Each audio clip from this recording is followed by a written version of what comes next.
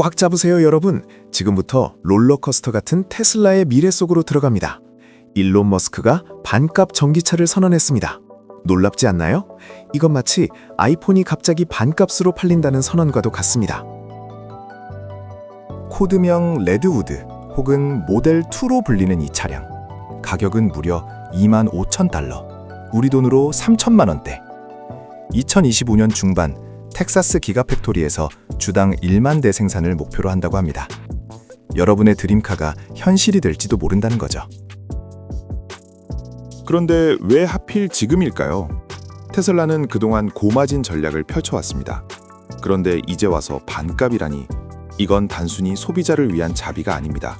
자본주의 세상에 자비란 없거든요.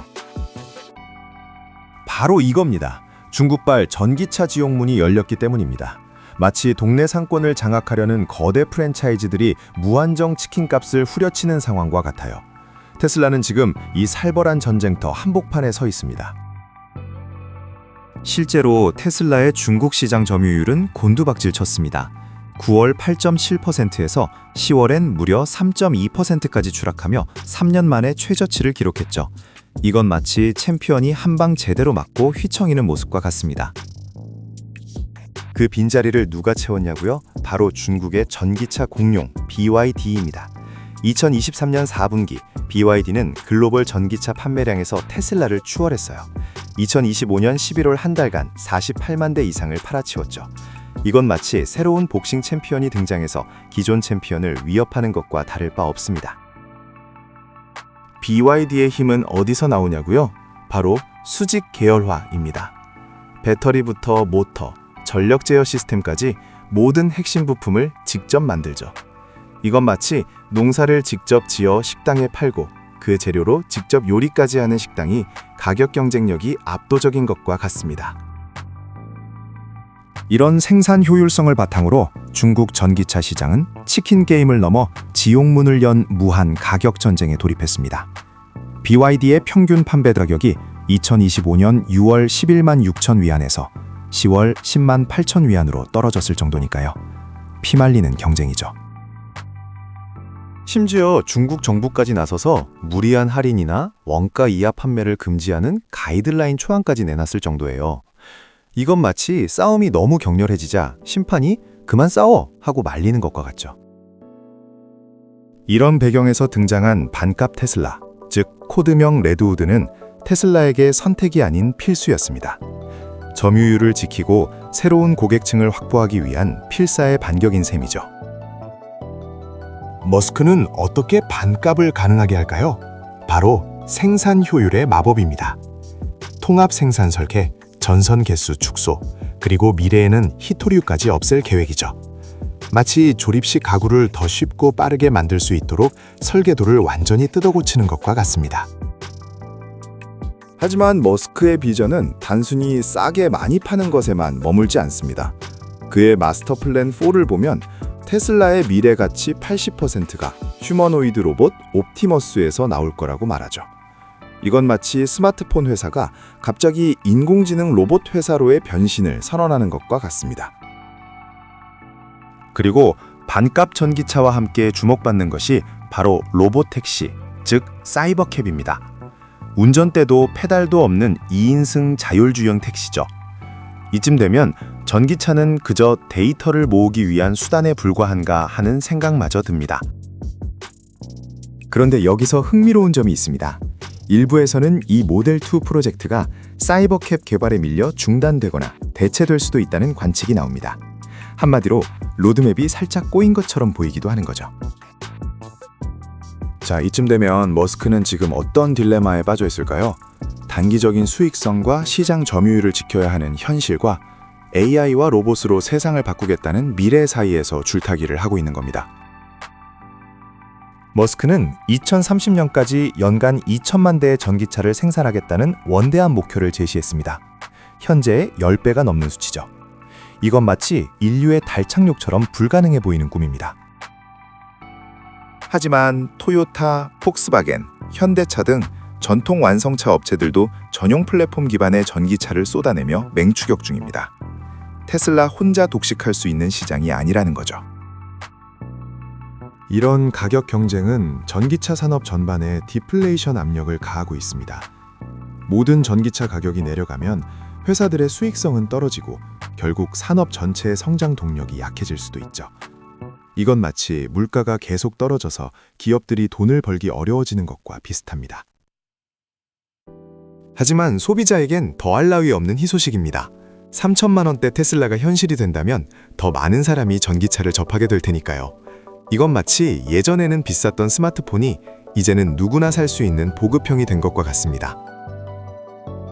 테슬라의 반값 전기차 전략은 공급망에도 큰 변화를 가져올 겁니다. 더 저렴하고 효율적인 부품을 찾아내고 새로운 협력 관계를 구축해야 하니까요. 이건 마치 식당이 더 싸고 좋은 식자재를 찾아 산지 직송 시스템을 만드는 것과 같습니다. 이 모든 과정은 결국 제조 혁신을 더욱 가속화할 겁니다. 테슬라가 제시하는 새로운 생산 방식은 다른 자동차 회사들에게도 큰 영향을 미치겠죠. 마치 혁신적인 생산 공정이 산업 전체의 표준이 되는 것과 같아요. 일론 머스크는 언제나 예측 불가능한 인물입니다. 그의 말 한마디, 행동 하나하나가 시장을 뒤흔들죠. 이건 마치 월스트리트의 조커 같다고 할까요? 그의 다음 수를 누가 알겠습니까? 하지만 분명한 건 반값 테슬라가 전기차 대중화의 중요한 분수령이 될 것이라는 점입니다. 지금껏 비싸서 망설였던 많은 사람이 전기차 시대로 넘어오는 계기가 될 수 있죠. 과연 머스크는 빅픽처를 그려내며 전기차 시장의 새로운 패러다임을 만들 수 있을까요? 아니면 중국발 경쟁에 밀려 점유율 사세에만 급급한 생존 전략으로 남을까요? 투자자들은 이 대목에서 머리가 복잡해질 겁니다. 테슬라의 주가 밸류에이션에 대한 재평가가 필요한 시점이거든요. 이건 마치 가치 투자를 하던 기업이 갑자기 성장주로 탈바꿈하는 걸 지켜보는 것과 같습니다. 현재 전기차 시장은 그야말로 왕좌의 게임입니다. 테슬라와 BYD를 비롯한 수많은 플레이어들이 왕좌를 차지하기 위해 치열하게 싸우고 있죠. 피 튀기는 경쟁의 연속입니다. 머스크의 비전은 늘 원대하지만 그 실행력에는 의문부호가 붙기도 합니다. 로봇 옵티머스 상용 하나, 완전 자율주행 기술의 완성이 생각보다 더디다는 지적도 있죠. 이건 마치 멋진 아이디어를 가진 스타트업이 자금이나 기술력 부족으로 좌초되는 것과 같습니다. 이제 소비자들은 선택해야 합니다. 저렴한 가격과 뛰어난 가성비를 내세운 중국차냐? 아니면 혁신과 브랜드 헤리티지를 가진 테슬라냐? 이건 마치 가성비 좋은 무명 브랜드 옷과 명품 브랜드 옷 사이에서 고민하는 것과 같죠. 하지만 한 가지 분명한 건 전기차로의 전환은 거스를 수 없는 대세라는 겁니다. 이제 누가 이 거대한 파도 위에서 살아남아 새로운 시대를 이끌어갈지가 관건인 거죠. 차량 가격 경쟁뿐만 아니라 충전 인프라 경쟁도 더욱 심화될 겁니다. 누가 더 편리하고 빠르게 충전소를 구축하느냐가 소비자의 선택을 좌우할 테니까요.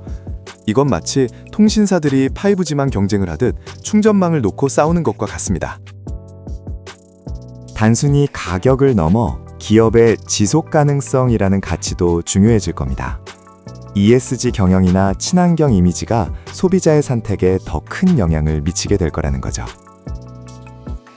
결국 핵심은 하드웨어를 넘어 소프트웨어에 있습니다. 테슬라의 FSD 기술이 얼마나 완성될지가 앞으로의 성패를 가를 겁니다. 이건 마치 스마트폰의 하드웨어보다 OS나 앱 생태계가 더 중요해지는 것과 같은 이치입니다. 머스크는 지금도 끊임없이 새로운 한 수를 준비하고 있을 겁니다. 반값 전기차는 그저 서막에 불과할지도 모르죠. 그는 언제나 판을 흔드는 데 천재적인 사람이니까요. 재밌지 않나요? 이렇게 복잡한 경제 현상도 결국 우리 주변의 이야기로 풀어낼 수 있다는 게 말이죠. 이게 바로 자본주의의 비밀입니다. 자, 여러분은 어떻게 생각하세요? 반값 테슬라는 머스크의 빅픽처일까요? 아니면 점유율 사수를 위한 필사의 몸부림일까요?